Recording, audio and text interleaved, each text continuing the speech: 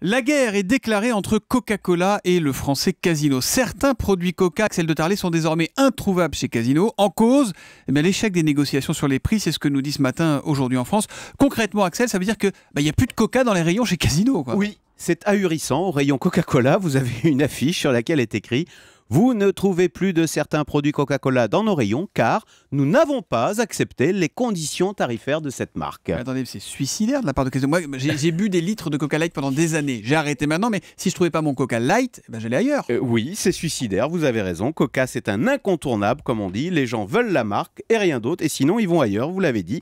Et quand on voit ça, quand on voit Casino comme ça, qui congédie Coca-Cola, un géant mondial, eh bien, on ose imaginer la façon dont sont traités les petits producteurs, les petites PME qui travaillent pour la grande distribution.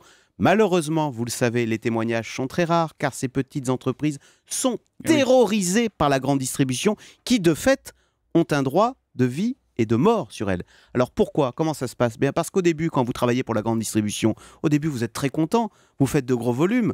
Mais forcément, faire de gros volumes, cela implique de mettre en place toute une structure avec des coûts. Et là, vous voyez, c'est le piège total, car si la PME perd ce marché, eh bien c'est la faillite. Et donc, évidemment, la grande distribution profite de cette situation. Elle est totalement dépendante, évidemment. Voilà. Alors ça s'est dégradé ces dernières années, ces relations distributeurs-producteurs. C'est de plus en plus violent ou c'est une vue de l'esprit, ça? Oui, ça s'est dégradé parce que la grande distribution, vous le savez, va mal en France. Et du coup, pour gagner des clients, eh bien, les enseignes se sont lancées dans une guerre des prix effrénée.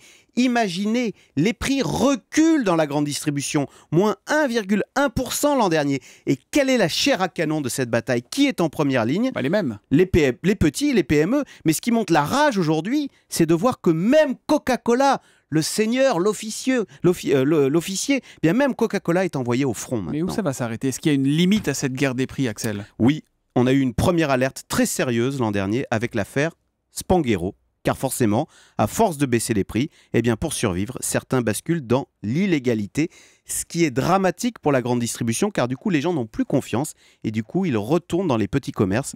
C'est le patron de Super U, Serge Papin, qui le dit, on est allé trop loin, il faut que ça cesse, il faut mettre fin à cette guerre des prix suicidaires. Et ce matin, avec Casino et Coca, on n'en est pas vraiment à l'armistice. Merci Axel de Tarlé, le Zoom Echo, tous les matins à 7h10 sur Europe 1.